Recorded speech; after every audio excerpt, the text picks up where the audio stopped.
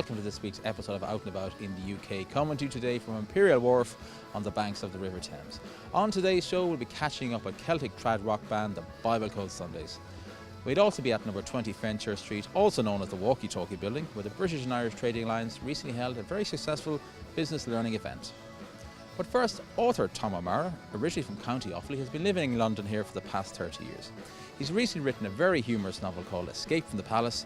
We went along to meet Tom to find out more.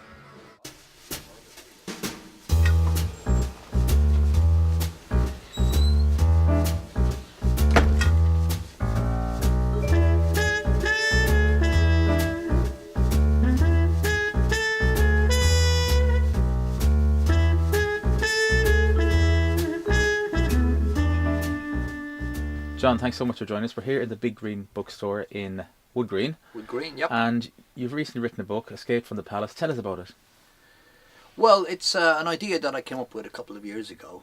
I was watching a documentary on television and I realised that Prince Philip had a very interesting Navy career and that he was a born leader. And it struck me that he was a born leader and the Queen was not necessarily a born leader. And when I looked into her background, I realised that she had been destined to be a follower. So we had a roles reversed situation within the royalty. The follower who became the leader, who's the Queen, and the leader who became the follower, who's Prince Philip. And I thought to myself, I wonder how that whole situation developed within their marriage and within in terms of the royalty. And when I started writing it, I realised it was also the basis for quite a humorous book. And without giving away too much of the plot, and tell us a bit more about the book itself. What's the general story? Well, there's an old phrase, you can never judge a book by its cover, but in fact that doesn't apply to my book, because if you look at the cover, it's got the prince escaping from the palace, and it says escape from the palace, and essentially the book is about how the prince copes with life one step behind the Queen. And it's very, very difficult for him because, as I said, he's a born leader. He wants to be leading. He wants to be out in front. And he has to be one step behind. And he has to make small talk. And he has to toe the line. He has to be the Queen's liege man.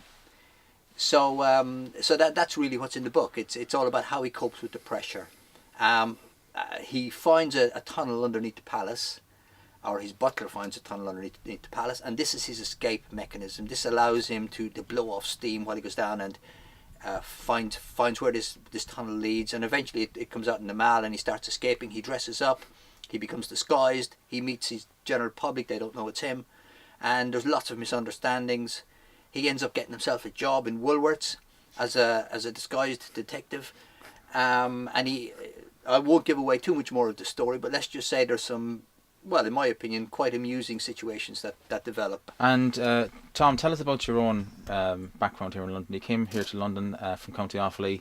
What was it like when you came here first? Well, I came in 1984, and like most Irish, I emigrated because it was the work problems. It was very difficult to get work back home. And I have to say, I've had a fantastic life since I've been here. I got married while I was here. I've had 3 children. I've been an accountant practically all of my working life, over 30 years. I'm an ACCA. So yes, I've had a very good life, and the whole writing thing really came from a small period of unemployment that I had, must be 10 years ago, and I just had time on my hands and some stories in my mind, and I started writing them down, and that carried on to taking a course uptown. On Brick Lane, as it happens, and from there I've just expanded it. I've done lots of short stories. This is the only book I've done, but I've just enjoyed that whole atmosphere. It's a great getaway from the normal, regular, routine life. It's totally opposite from the world of accounts. So yes, I've enjoyed it, and yeah, I have to say London has been very, very good to me. So Tom, you're going to give us a little excerpt of the book. Which part are you going to give us? It's a section where Prince Philip has been out on the town in disguise. He's had a very good night meeting his public, and he is now come back down the tunnel, and he opens the door and gets a surprise. Okay, well, take it away. I came home one Wednesday night in early December and stepped, as usual, through the secret toilet door. I shone my torch down the tunnel. My heart jumped and I nearly dropped the damn thing. The Earl had been waiting for me in the dark, like some overbearing parent waiting for Junior to arrive home from a disco. "Blasted fool, you scared the life out of me." "We have to talk, Your Highness." "We do? Where?" "My sitting room, sir." He led and I followed, regaining my composure. The room was more or less the same as before. Royal adulation covered the walls, and a whisky soon appeared, but his air had changed. Gone was the assuredness of a man who knew his purpose, who knew his efforts would ultimately be rewarded, and whose sacrifice in this, his self-imposed quarantine, would ultimately be recognised and rewarded. Instead of the shrewd, confident officer of just 2 months previous, a pale imitation served the drinks, and grappled for reassurance, and for confirmation, and more importantly for some way forward. I allowed him to do the talking he clearly needed to. He scolded me. "I would not presume in any sense to advise you, sir," he advised, "but surely you must see how dangerous your actions are." "Well, hardly dangerous." And Tom, the book is available here in the Big Green Bookshop here in Wood Green. Now, if people can't get to Wood Green here in North London to buy it, where can they get it? Well, they can get it at any bookshop. If the bookshop hasn't got it in stock, they can order it very quickly. Alternatively, you can go online. You can Google the book. It'll come up on any number of sites, and it's in hard copy, and it's on the internet version is available on Kindle. So it's not easy, not difficult to get hold of it. So the title of the book again for people if they want to Google it. It's HRH Prince Philip, Escape from the Palace.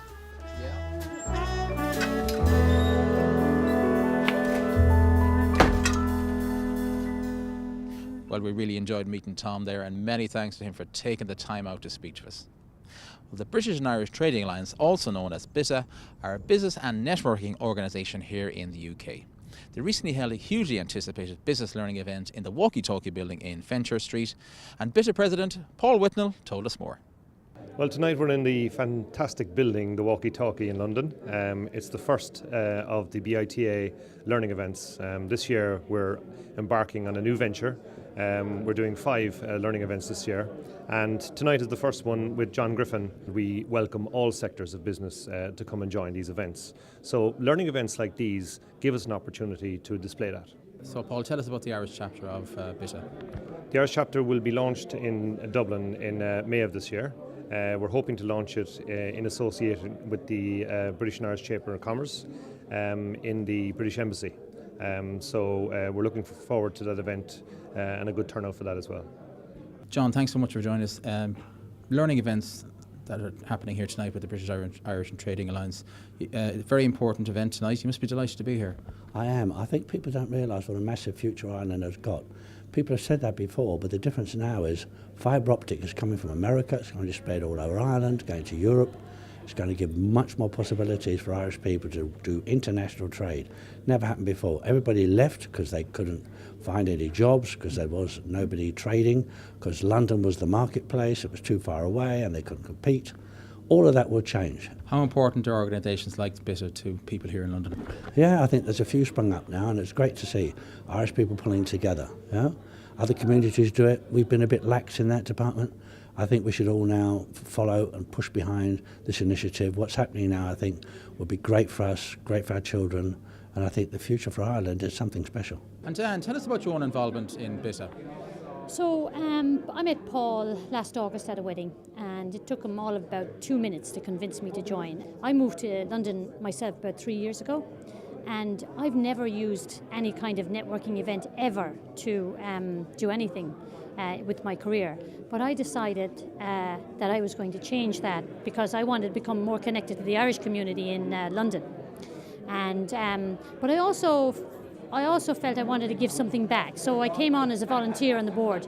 Part of the reason Paul chose me was because my background is in biotechnology and pharmaceuticals, and so we are the BITA is very focused on construction in the beginning, but we really want to drive now our interest in the pharmaceutical biotech industry because, as you know, Ian, there's a lot of industry in Ireland in that sector.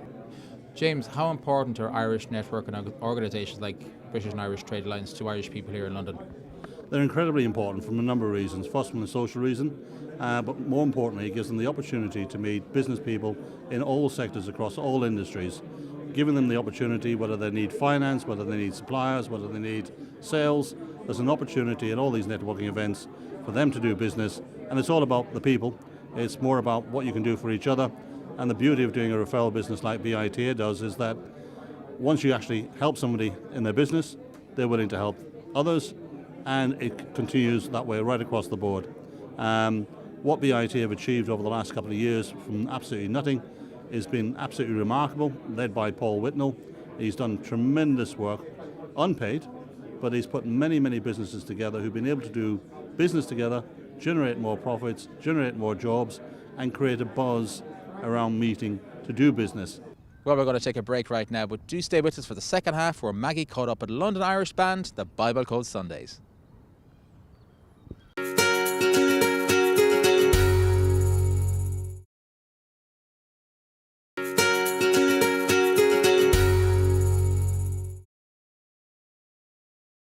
You're very welcome back to the show. Well, London-based Celtic rockers, the BibleCode Sundays, have played in Glastonbury and even in front of the crowd at Celtic Park in Glasgow.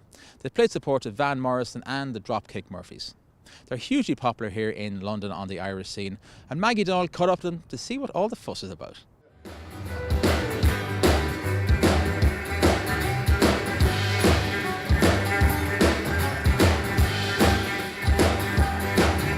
Maybe it's because I'm an Irishman, maybe that's what makes me what I am.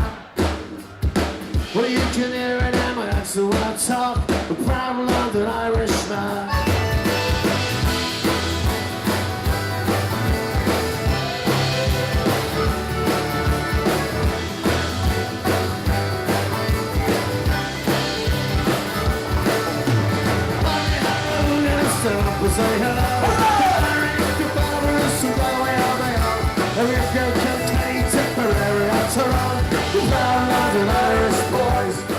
And no party on this stage is full unless the BibleCode Sundays are on stage, and they are right now. You're no strangers to London Irish folks, particularly you, lead singer Ronan McManus. Tell us about your connections to London Irish. Yeah, I played rugby when I was down here. When I was, well, not down here, it was down in Sunbury when I was 6 years old through to about 18 years old. Then I started playing music then. So was your rugby career not very successful then, Ronan? No, it was very successful. I'm still playing. No. You know, a day like today, you guys have been playing here for a few years, haven't you, on this particular St. Patrick's Party day? Yeah, we've been going. Well, since London Irish moved to Reading, we've been one of the bands down here. So this one is always their biggest day of the year, and there's always a massive crowd. So it's like playing Glastonbury or something. You know, you're playing to a huge crowd of people as far as I can see. So it's brilliant. Absolutely. I love how you describe it as Glastonbury. That's fantastic. Andy, I see you're wearing your green top. Yeah. You know, playing to a crowd like this. I mean, they're very Irish. They're very supportive, aren't they? Is it important for you guys to look out at a crowd and know that they love the music that you're playing? Yes. Well, I mean, a lot of these guys are second, third, fourth generation Irish, and they've been following us for years since London Irish were based in southwest London, and we know a lot of these guys, so it's important that they carry on the tradition along with what we're trying to do musically. So. And Enda, can you tell us what sort of music you're going to be playing? Because I know you've been doing a bit of a sound check already. So what's the one thing that gets the crowd going?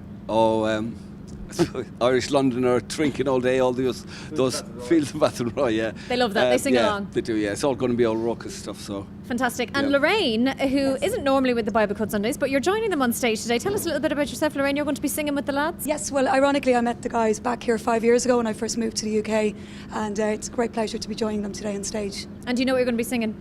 I don't as of yet, but I'm sure we'll go with the flow and time will tell. Give her a chance, give her an idea. They like to keep me in suspense, so it's okay. We'll have a great session here at the St. Patrick's Party. Thanks very much. Thank you.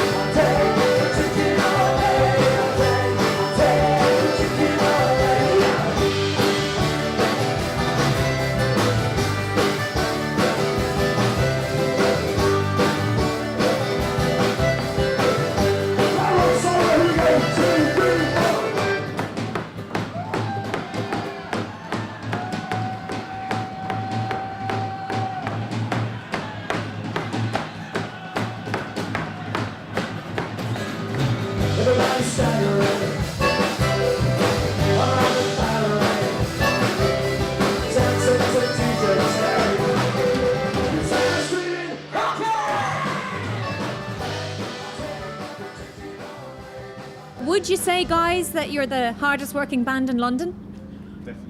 So we have to be. I mean, Jesus, the Manol does as many gigs as we do. Just, talking about your fan base in London, people, I suppose, when they move to London, first Irish people, they sort of suddenly realise that there's a little tiny Irish pub on their high street, and they pop in there and it's always great crack. And these are the kind of places that you have always played. Tell us about the importance of playing in those pubs, it seems, yeah. How important are those places for you guys? I think maybe if someone takes a little while when people first move over to kind of sort of discover that they're missing home or whatever, So I think there's always been a very vibrant music scene around London, and I think now there's more and more of an influx of people coming over all the time, and it just feeds into it. And I think it's a really important cultural thing to have those there and have the music and have the people enjoying it. Just talking about that influx, you guys have been going quite a while. How many years now? Well, I've been playing with Andy in nearly 20 years, and as a band now about 10. In that time, you've seen more and more the Irish community changing?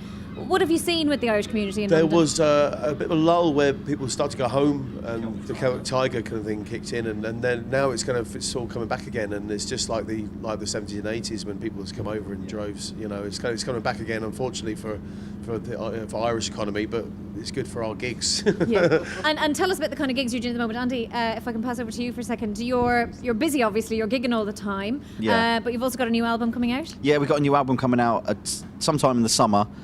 Really excited about that, and we got 26th of April. We're doing a gig down in Dingwalls in Camden to promote that. So come down. Fantastic. Tickets still available for that one? Yes, yeah. Great. They're not on sale quite yet, but they will be on TicketWeb. And come down. It'll be an all-day event down in Camden with lots of bands and lots of fun. And tell me, is it hard for bands like you to kind of continue and to keep going? And because London is a place that a lot of people come to try and crack into the music scene. Yeah. So is it a hard kind of community to crack into? Well, we're really fortunate in North West London, and it's probably the most densely populated area of London in regards to like Irish people, and a lot of our friends are in bands as well. So there's probably around 7 or 8 bands that are doing the circuit. Lorraine O'Reilly over here, and the Monday Club, and Hungry Grass. Yeah, there's a really vibrant Irish scene here in North West London, and there has been always, because the Irish have always really come to this quarter of London in particular. Paddy is holding his violin there, or his fiddle, very proudly. Yes. Paddy, tell us about you. When did you start playing the fiddle first? I was probably about 8 years old when I started playing the fiddle, and my dad used to run a pub in Hayes, and these guys used to gig in it, and the old Crown in Hayes, and that's actually how we met. Oh wow! So you started as a kid, and these guys kind of found you? Yeah. So I was like 14, 15 years old. Were they like the Simon Cowell? Yeah. Well, I wouldn't quite put it like that. I'd be getting a big X if it was. Yeah, but I literally got up playing 1 or 2 songs with him in my dad's pub every week, and then it sort of progressed from there, and we ended up forming a band together. And Carlton, drummer, sitting next to you there. Carlton, like the thing about drums, I suppose, when it comes to trad music as well, is that very often you'll be able to sit in the corner of a pub with a bar on, I guess, but a full drum set like you've got here behind you, that's a bit more different, isn't it? It is, but I mean, I have played tables or furniture or with cutlery, so I'll hit anything that doesn't move. Fantastic. You mentioned Lorraine here as well, Lorraine O'Reilly, who is a guest singer with the BibleCode Sundays. Lorraine, you started off on The Voice, actually, didn't you? You kind of did a bit of The Voice here on telly in the UK. I did, actually. I competed on The Voice 2 years ago. It was a great experience. I decided to just put myself forward and do something kind of different. Got to the blind auditions. Sadly, I didn't get a turnaround, but what I learned throughout the process was, I think it was a great learning curve. And it hasn't stopped me singing. And I've been performing for years and years. When I was in Ireland, I've played the whole music scene for a long time. So it's been a great change to come to the UK and meet guys like the BibleCode Sundays. They've really helped me even getting gigs and getting on the scene. It's been a really good thing for me. Yeah. Ronan, talking about the music scene in London, of course, your brother is a pretty famous guy.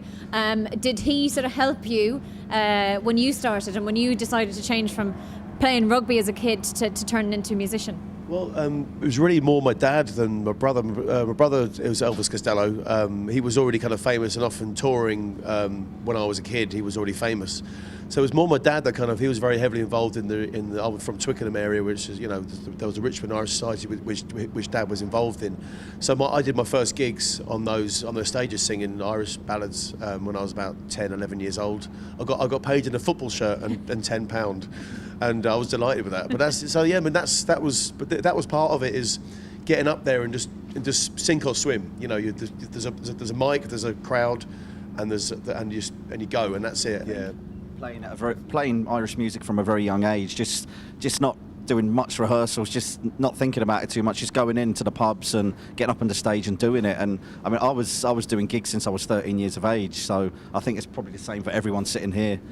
Just cutting your teeth at a young age. And talking about those gigs, I know you've got an album coming out, but of course the gigs continue, and every Monday night you play in the Shawl in South Harrow. That gig has been going for at least 20 years now. It's known as the Monday Club.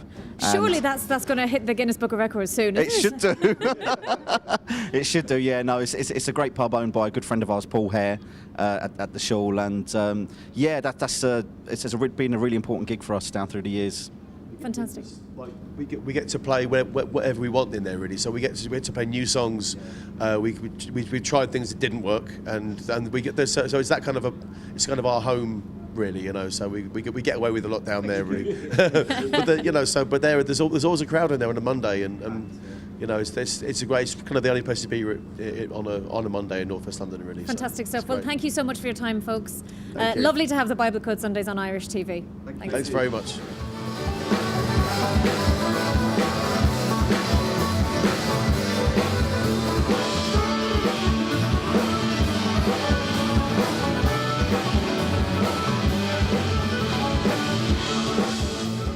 Well, great stuff there from the BibleCode Sundays. And when you're in London, make sure you go and check them out. They really are an amazing band.